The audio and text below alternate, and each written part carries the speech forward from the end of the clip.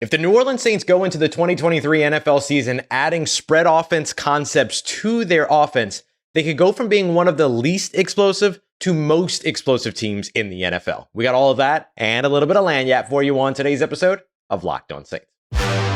You are Locked On Saints, your daily New Orleans Saints podcast. Part of the Locked On Podcast Network, your team every day.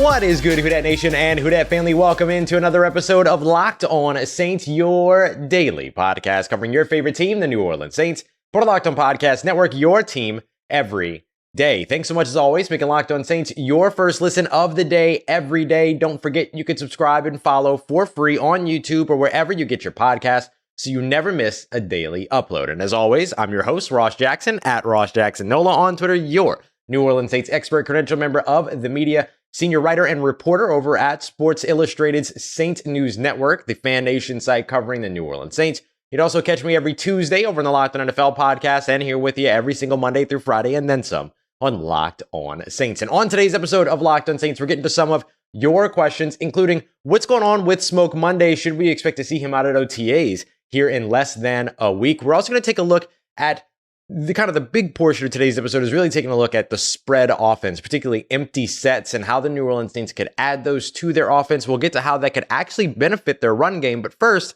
let's start with where it's going to have the biggest impact, and that is in the passing game. So this is a big piece for me that I've been kind of exploring over the course of the offseason. Or what are things that the Saints can add to their offense to help them excel in 2023? We look back at 2011, the idea of attacking horizontally, but also adding a more vertical attack, getting outside the numbers while still being effective between the hashes, and the big missing ingredient for the New Orleans Saints being the Lance Moore type. They don't have that guy, it feels like, on offense at the moment, or we don't know that one of those guys can be that guy right now. And so that's a big thing that we know, that if the Saints added, then all of a sudden they're kind of in a different stratosphere, particularly when it comes to their offense last year. But one of the things that their offense lacked big time last year was explosive plays. The Saints were tied with the Los Angeles Rams for least in the NFL with 57. The top mark going to the Kansas City Chiefs at 98. So a big gap in between the Saints at the bottom of that list, along with the Rams and the Chiefs up at the top of that list. Fun fact for you, the Buffalo Bills are actually second on the list with 95, which is really impressive considering they played one fewer game than almost every other team across the NFL. But the third place team on that list is the one that I really want to focus on today. And that's the Philadelphia Eagles. Philadelphia Eagles had 88 explosive plays last year. Now they also had 70 sacks. That certainly helped them out even on the offensive side, but 88 explosive plays last year. And one of the ways that they were able to do that is because of their way, all the ways that they can not only punch, but counterpunch, which with empty sets, with spread offense concepts. So here's a way that the New Orleans Saints could kind of add that in and still be able to run a quick pass offense, a game manager type offense, but having the ability to be able to create some of these explosive plays by getting their best pass catching weapons out on the field early, getting them out there often. The key to just about any spread offense is who you actually have lining up in the slot on the weak side. Bill O'Brien talked about this, I think, years ago, where he talked about the weak side number 2, or the slot receiver on the weak side, being the most important part of this offense. The reason why is because basically, usually when you do a spread offense, what you're doing here, or when you do empty sets, is that you have the quarterback in shotgun. This is where we get to our midweek fundamentals here. You have the quarterback in shotgun a few steps off the center. On one side of the field, you have 3 pass catchers. They can be 3 wide receivers. They can be 2 wide receivers and a tight end. They can be a running back that you motion out of the backfield, all those things, which we'll discuss more about that here in a little bit. And in the weak side is where you have 2 pass catchers. That could be a wide receiver and a tight end, 2 wide receivers, a wide receiver and a slot guy, whatever. That slot player on that weak side is usually the key to the success of your 5 receiver sets. And the reason for that is because on the strong side of the offense, where you have 3 players, that means you're also going to have that same number of defensive players. So you'll have a little bit more of your defense weighted where your offense is weighted. And then you'll have less of the defense weighted on where the weak side of your offense is weighted. Now that changes if it's a zone call versus if it's a man call, things like that. You can use a little bit of like motion to be able to designate that and to be able to identify that, motion identification, if you will. But for the most part, you're going to see that the side where you have the weak side receivers, your weak side where you only have 2 pass catchers, that's where you're going to see the less of the defense. You'll see the bulk of them over on the other side. So what you need is a guy that lines up in the slot opposite your usual big man, your weak side X receiver. So in this case, that outside guy is Michael Thomas. The person that you want next to Michael Thomas in these sets is somebody that can win off the line of scrimmage, that can beat press, that has a diverse release package in terms of the way that he comes off of the line, off the snap, and that has a lot of speed. Doesn't have to be fast, but certainly has to be quick. Good if it's both. It's Chris Olave, everyone. Hello, welcome. Come on down, Chris Olave. And I think you can make an argument for Rashid Shaheed there too, but I think we know a little bit more about Chris Olave as a route runner, his release packages, his ability to fight off press. That's still something that we need to learn a little bit more about when it comes to Shaheed. But I think we'll learn that pretty quickly. And the bonus of Rashid Shaheed being that guy is that he is a little bit more of a speed with the ball in his hands, being able to create as a returner type and all of that. So if you get the ball in his hands, then you end up having real opportunities there to be able to make something happen. But with Chris Olave, he can get open, he can separate, he can win off the line of scrimmage, he can beat press, he can do all those things. So that means that you end up running these concepts to where maybe you run like an Ohio concept over on that side. So you have Michael Thomas just run straight down the field, and you have Chris Olave running an out route towards the sideline, coming up maybe 10 yards or something like that. His ability to be able to create immediate separation off the line will allow him to be able to do that. Remember the play that Marshawn Lattimore got his pick 6 on up against the Philadelphia Eagles? That was from Devonta Smith running a quick slant on the inside. And that is the type of thing that a guy like Chris Olave would be able to do without having Gardner Minshew throw the ball and instead having Derek Carr throw the ball. And you're probably not getting as good of coverage out of somebody as you're going to get with Marshawn Lattimore. So not to say that, the Saints should do this because Marshawn Lattimore jumped the pass and picked it off and ran it back for a pick 6. So the Saints should obviously do that too. All that I mean is that you see sort of the concepts of what Philadelphia ran and how it is the Saints might be able to grab that. The quick slants from the inside from that spot. The man beaters of running mesh concepts from the strong side and weak side slot guys. You can also get different types of concepts on either side and all of that. Full field reads, half field reads. There's so many different things that you can do out of this kind of 5 receiver set or 5 pass catcher set that I think would add to the Saints' ability to be more explosive. And it doesn't mean they have to become more of a vertical threatening team. When you operate out of the spread, getting those passes off as quickly as possible is just as good in those situations because you're controlling and stretching that defense across the field. And so you can rely on the fact that you've got a great pass catcher and a great route runner in Chris Olave who plays that weak side slot role or that weak side 2 role, and it opens up the opportunity for you to be able to get some of those quick passes off, him to be able to win off the line of scrimmage, and you to be able to matriculate the ball down the field the way that we know the New Orleans Saints want to. Now, you don't have to do this every single down. You don't have to do this a whole bunch. It's just something that you can do to add and diversify your passing game. But it goes a little bit further than what it can do for you in the passing game, thanks to an old boy named Taysom Hill. And now there's ways that it would benefit Taysom Hill as a passer, but also benefit him as a runner. So let's dig into some of the punches and counter punches that Taysom Hill would be able to create and help make the idea of introducing spread offense concepts to the New Orleans Saints offense even more achievable and even more successful in 2023. Got that coming up for you as we continue on with today's episode of Locked On Saints, part of Locked On Podcast Network, your team every day.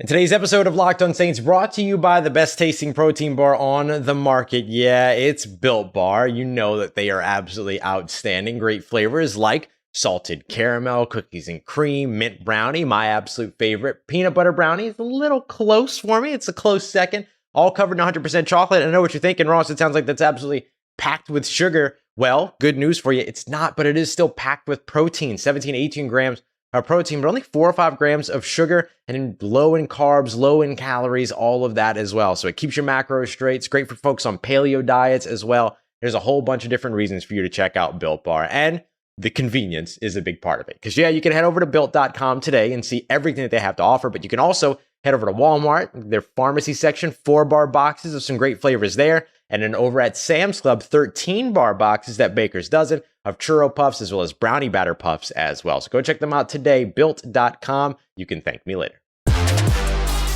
All right, family, continuing on with today's episode of Locked On Saints, adding some of the empty and spread offensive concepts to the New Orleans Saints 2023 season could take them from being one of the least explosive teams to the most explosive teams in the NFL. We're breaking it all down on today's episode. Appreciate all the everydayers out there for being a part of Locked On Saints and for making us your first listen of the day every day. We broke down how it is that the Saints could add more of those spread offense concepts to help themselves in the passing game and why a guy like Chris Olave would be the key to that. But now let's take a look at kind of how they can use it to impact themselves in punching and counter-punching, something we know the New Orleans Saints love to do. And that can happen in both the passing game as well as in the run game, and why Taysom Hill is the key to that. So the Saints ran empty formations or a 2-by-3 split at the snap. So that means that they could have come out with a running back in the backfield and then motion that running back out first before the snap, whatever. They ran that with Andy Dalton 47 snaps. He got 37 of those passes off.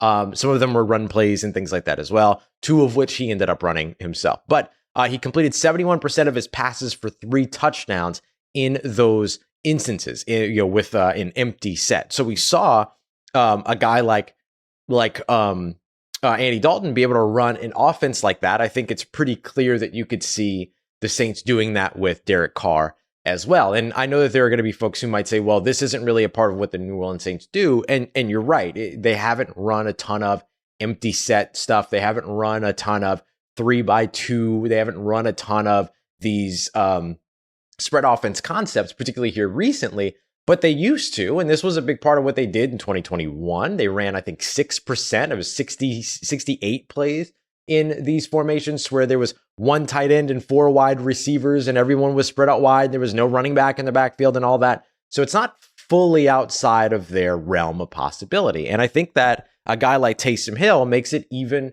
all the more appealing because, look, adding Foster Moreau, I asked Dennis Allen during minicamps if adding Foster Moreau was going to put them in a situation where they felt like they could be a little bit more free to utilize Taysom Hill however they like over on the offensive side. And basically what Dennis Allen said was that they didn't specifically bring in Foster Moreau for that reason or consider that when they brought in Foster Moreau, but they do intend now to still be able to utilize Taysom Hill wherever they want to. And that's the key. The key thing there is that the Saints added a tight end after trading away Adam Troutman that allows them to be able to maximize Taysom Hill wherever they want to, as opposed to Taysom Hill simply having to take tight end snaps because they need help at tight end because they traded away Adam Troutman and the room is weak behind Juwan Johnson at the moment, or unproven behind Juwan Johnson at the moment. And so because Taysom Hill doesn't have to do that, they then get to use him in all the other places, like against the Seattle Seahawks, like against the Cleveland Browns. And so if you're building an offense that still has Taysom Hill taking snaps at quarterback, using these empty sets is a really, really good way to punch and counterpunch. And so create tendencies and break tendencies. So let's stick with the passing game for just a moment longer. How is it that Taysom Hill would be able to operate in a spread offense as a passing quarterback? Well, remember what we were talking about to where you can run separate concepts on either side of the field? That means that you can turn the field into half field reads. And you can have a pre-snap read before the play begins, an indicator whether or not it's man or zone that can be done with motion. And you can have a man-beating concept on one side, maybe the weak side with the 2 receivers. That same Ohio concept that we were just talking about works really well against zone. And then maybe you have a man-beating concept over on the strong side. I know I just mixed that up. I'm sorry. Then you have a man-beating concept over on the strong side where you have 3 receivers, more options, and then you have them in a triangle formation or fanned out like the Saints have been doing here recently to help beat some of those match zone concepts. And so the Saints could then have Taysom Hill go out and as their punch, still pass the ball that way. In that 2021 season where they ran 6% of their offense out of empty sets, they didn't have very much success when it came to the passing game, just a 38% success rate.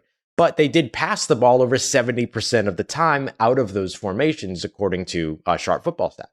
And so when we look at where the Saints could go with that, that means that the tendency for the 5 receivers or the 5 pass catchers on the field is a passing play. So lean into that tendency. You can see before the snap, is it man, is it zone? What are the indicators, motion, all these other things. And then if it's zone, you look over to your zone side of the field, you have a half field read ready for you that beats zone. Or if it's man, and you look over to the right side of your field after the snap, you have a half field read that's designed to beat man. And you have both concepts on the field at the same time. You can designate which side you're going to pre-snap and then look to see what happens post-snap. So you can run that Ohio concept, which is built to beat cover 2. Basically, the idea with that Ohio concept, the same example that we used in segment 1 with Michael Thomas and Chris Olave, one of them is running a go route, the other is running an out route, and that out route crosses underneath the go receiver. And so what's happening there is that if the cornerback that's covering the outside route gets too much depth and the safety carries with that go route, which of course they are because that's their job, is to defend the deep half of the field, that means that that out route is going to uncover underneath the go route. So you know where to go with the ball there. But if the outside cornerback squats and sits down, then it means you're going to have what's called a cover 2 hole shot, right? An opportunity at one. You love a cover 2 hole shot. Think back to that play that it was Ryan Fitzpatrick as he was a Miami Dolphin going up against the Las Vegas Raiders. They grabbed his helmet, twisted his helmet around, and he just launched one up and he hit somebody and completed a pass and effectively won the game. That happened because the cornerback in a cover 2 situation didn't get enough depth and the safety was up over the top where they were supposed to be. So all that green grass in the middle is your cover 2 hole. So if you can hit those shots, especially now when you have a quarterback that has the arm talent to do that, and I don't just mean arm strength, I mean accuracy, I mean all those things. You could see all of that with Derek Carr, but Taysom Hill has the ability to hit those types of patterns as well. So you have that as a zone beater on one side, and then maybe you run spacing or something like that over on the right side to where you have these in-breaking hitch routes in an underneath flat that basically just causes a lot of confusion and collision, natural picks and things like that for the defenders. You just wait to see who uncovers, then you go to that side of the ball or you throw the ball away. On the other side of all that, you can run as well. And this is where we come back to Jalen Hurts, over 20 rushes in his 2023 campaign, over 240 yards and 3 touchdowns running from empty sets. Taysom Hill, you could do the same thing. And this is where the idea of the motion man out of the backfield becomes even more important, because you don't necessarily need to start this as 5 wide, nobody in the backfield but the quarterback. You could have Taysom Hill in the shotgun with a running back on his hip, motion that running back out, which if the defense is in man coverage, here's your indicator, the linebacker and or safety that's covering that up is going to move to the outside. So if they're in a 6-man box with 4 down linemen and 2 2 linebackers, and all of a sudden you send that running back out, then bam, and that linebacker follows him out or that safety follows him out of the backfield and out of the box, it's 5-on-5 up in front of Taysom Hill. It's 5-on-5 and Taysom Hill. And so he gets an opportunity to run against a very, very light box. And then if that linebacker doesn't motion out, you'll still take 5-on-5 and then Taysom Hill versus the one linebacker or Taysom Hill versus the one safety. It just lightens the box for your run game a little bit. Or you motion that running back and then you run the ball with the running back if that's what you want to do. So lots of different ways for the Saints to be able to create punches, counter punches, and also end up doing a whole bunch of different looks and just a whole lot of eye candy from adding these spread offense concepts, these empty set concepts to their offense. So really, really good stuff. If you want to learn a little bit more about this as well, you can go and check out over at Horseshoe Huddle, Sports Illustrated. I believe Zach Hicks has been doing a great series on empty sets. That's where I found the Bill O'Brien quote and stuff like that. So if you want to read some stuff, he's doing a whole series about how Shane Steichen can take this from Philadelphia and bring it to Indianapolis. But there's a lot of argument to be had here to bring this more of these concepts and introduce more of these concepts or get it back to where the Saints were, 2011, 2013, all that, back in those days with all these 2x3 sets. So lots of good stuff for the New Orleans Saints to be able to consider as they go into the 2023 season and look to revamp their offense and make it a little bit more explosive. Coming up next, we're going to get to your questions, starting off with, will we see Smoke Monday? I swear I get asked this question like twice a week, so I'm going to answer it again. Will we see Smoke Monday? And also a really interesting question about how injuries and rookie contracts work. We got that coming up for you as we continue on and wrap up today's episode of Locked On Saints. Let's get it. Who Dat Nation, wrapping up today's episode of Locked On Saints with your questions from the Locked On Saints multiverse. I want to start off with James Gordon. Sent me his question over on Facebook. Is Smoke Monday still considered a rookie since he was injured and placed on injured reserve before the season began?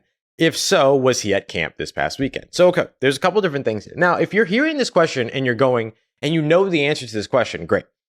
But some folks are probably might be hearing this question and understand that this question sounds familiar. If you've been an NBA fan for a long time, this is how NBA rookies are treated. If you don't play a certain amount of games, or if you have a preseason injury, or you aren't able to play your rookie season, then effectively your second season is your rookie season. Shout out Ben Simmons, former LSU Tiger.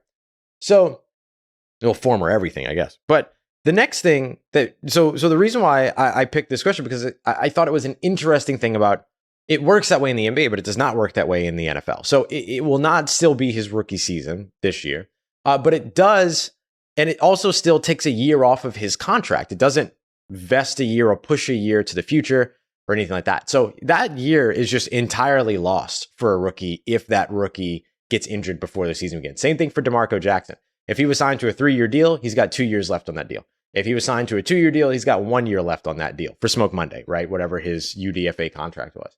And so it's an interesting thing, because there's a part of me that kind of wishes that the year would, it's called tolling, TOLL. The year would just toll and go to the next year. And then that would be an extra year of their contract and all those other things. But unfortunately, that's just not the way that it works. So no, he won't be a rookie. And no, he was not out there at rookie mini camps. And that's not surprising. Mini camp is usually, particularly the rookie mini camps, that's usually the rookies that were drafted and undrafted signed, and then a bunch of tryout players. And then every now and then there's a couple of people who were on the roster the year before that are on either the tryout list or that are on the minicamp list. This year, for instance, you saw 3 familiar names. Lucas Kroll was out there, the tight end out of Pittsburgh. He was out there as a minicamp participant, not as a tryout player. He's already under contract. Kawan Baker, who's on a future reserve deal, he was back, but he was out there sort of as, as a part of that, group that is technically under contract because he's on a future reserve deal. And then they brought in Nico Lalos, who came in as a tryout player and then signed. And he spent some time with the team last year. So those are really the only 3 examples, at least off the top of my head. I have the roster somewhere, but off the top of my head, to where you saw somebody show up where they had already been on the roster or were already on the roster or spent time with the team last year. So no, he wasn't out there at minicamps. No, it's not a second rookie season or anything like that, but we do expect to see him at OTAs, at training camp, especially. We'll see if he's at OTAs. I'll take that back, because who knows, right? Like, one of the things Dennis Allen said to us Monday morning at the New Orleans Saints Hall of Fame Golf Classic was that he expects there to be a lot of participation at OTAs, but definitely not 100%. So I don't know if maybe there's still something that he's working on in terms of health or something like that could potentially. So there's a chance that Smoke Monday is not a part of that number, but you should expect to see him at least at training camp if we don't see him at OTAs. Let's go to Dark Knight. Do you think that the Saints need to play the starters in some of their preseason games, or in more of their preseason games? This one's a tricky one for me, because I do understand the benefit of seeing live action before you have to see live action week 1. My thing is, so many teams aren't playing their starters in the preseason now that playing your starters is almost useless, because you're not playing your starters against other teams' starters. You're playing your starters against other teams' second units, third units, things like that. That's why you tend to see teams go out there and play their starters for like one drive. And we saw that last year. They looked amazing, that one drive that they all played together, and then it all fell apart after week 1. Or fell apart and then got better quarter 4 of week 1, and then it all fell apart after week 1 again. And so I see the value of playing players in the preseason, but really, to me, the thing that's most important for these players is that they're all out on the field together, OTAs, training camp. That's going to be the biggest thing for me. I go back to Derek Carr's introductory press conference, wherein he said, I don't practice to get ready for Sunday. I do everything I can to be ready for Wednesday, because Wednesday is where you start getting ready for Sunday. And so to me, I apply that same logic to training camp, that same logic to OTAs. OTAs in particular, you get all of the wrinkles out. You get all the knots out of the Christmas tree, out of the Christmas lights, And then in training camp, you're just hanging the Christmas lights, right? You're just assembling. You're installing the offense. You're installing the defense. You're installing your game plans, things like that. But OTAs gives you an opportunity to get everything untangled, get the language together, get the shorthand together. Oh, yeah, you called it Falcon in, you called this position or this motion or whatever, Falcon in Las Vegas. Here in New Orleans, we call it muffalata. You know what I mean? So like there's just these whole bunch of things that you can iron out. We don't actually call anything muffalata on the Saints offense, but it would be funny. But you get what I'm saying, right? Like there's just terminology and things like that. You can iron all that out during OTA so that when you get to training camp, you can actually hit the ground running and get going. And finally, I want to answer this question from Kofi Bieniemy. He's asked me a question about Eric Bieniemy. So I'm completely 100% convinced that this is Eric Bieniemy's burner asking me a question about the New Orleans Saints and Eric Bieniemy. And the question is, why did the Saints pass on Eric Bieniemy? I thought that he would be a great fit. I thought he would be a great fit too. I'll be honest. There were a couple of different things, because I'm assuming that this question is more specifically focusing on this offseason than focusing on last offseason. Because if you remember right, last offseason when the Saints had their head coaching position open, they interviewed Eric Bieniemy. Everyone knew that that was going to be Dennis Allen's job, though. I mean, everyone knew that. And they did like an 8-hour interview or something like that. They spent a ton of time with Eric Bieniemy. And by the way, I'm probably going to say Brian Bieniemy at some point. So let me just get out of the way and say shout out Brian, my homeboy. I know I'm going to say Brian Bieniemy eventually. But the thing with Eric Bieniemy was that they had the head coaching interview. And then this year, when it looked like they might potentially be making a change to offensive coordinator, it felt like, okay, well, Eric Bieniemy is going to be a guy that they should probably give a call. Everybody kind of knew he was going to be on his way out in Kansas City. He was going to be looking for another offensive coordinator position, not a head coaching position just yet. He wants to go somewhere and call plays. Here's an opportunity for him to do that. The Saints never made a change at offensive coordinator, however. And one of the reasons why they didn't do that is because 14 other teams were also making changes at offensive coordinator, and the Saints didn't have a quarterback. Let's just be real. They had no quarterback. They had no identity on offense to sell an offensive coordinator. They were going to be at the bottom of the list in terms of potential landing spots for any said given, out there offensive coordinator. And so were you going to end up with anything better than what you already have with a guy that knows your system and all those other things? I think you probably could have, but that I understand the Saints' logic behind all of that as well. Like I get it. I don't necessarily agree with it, but I do get it. And so I think that that was probably the catalyst for why they didn't end up going with a guy like Eric Bieniemy, because they just didn't enter the market. They just didn't enter the sweepstakes because they saw a red sea in front of them of teams all biting in the waters, trying to land an offensive coordinator. They didn't want to get involved in that, so they stood pat and stuck with where they were. Why they didn't hire Eric Bieniemy as a head coach, I don't know. No team has hired Eric Bieniemy as a head coach, which is still baffling to me. But I think people are going to say, oh, well, he didn't do great in his interviews. I don't know. I'm not in the interviews, so I have no idea. I can only tell you that I've heard things that you've already heard. People on Twitter talking about, well, you didn't interview well and blah, blah, blah. But I don't think they were in those interviews either. So I don't know. I have no idea. So that's the way that I look at it. But look, the Saints might be looking for an offensive coordinator after this season if things don't go well. And if they do that, they should be in a much better position this offseason to be able to bring one in because of the quarterback, because of the offense that they've built around him as well. But hopefully Pete the Drip Carmichael is turning the hat backwards, throwing the shades on, putting the cigarette in, and ready to get a little gangsta here in 2023. All right, y'all. I appreciate you so much, as always, making Locked On Saints a part of your day, a part of your routine, and for making us your first listen every single day. Coming up later on today, we'll be live again over on the Locked On Saints YouTube page. That audio and video will go up very quickly after that as well, so you can catch it live or later. We're going to be taking a look at Shaq Davis, South Carolina State University wide receiver. So we're going to be breaking that down and looking at more in terms of what the New Orleans Saints could still be looking to add to their offense and defense. Appreciate you as always, making me part of your day, part of your routine, for saying yes to me and the show. As always, if you see me, say hi. And if you need anything else around your New Orleans Saints in between these episodes, make sure you follow me on Twitter at Ross Jackson, NOLA. Hit me up. Let me know how the family's doing. Let me know how you're living. Let me know how your mom and them. And trust Who Dat Nation, I'll holla at you.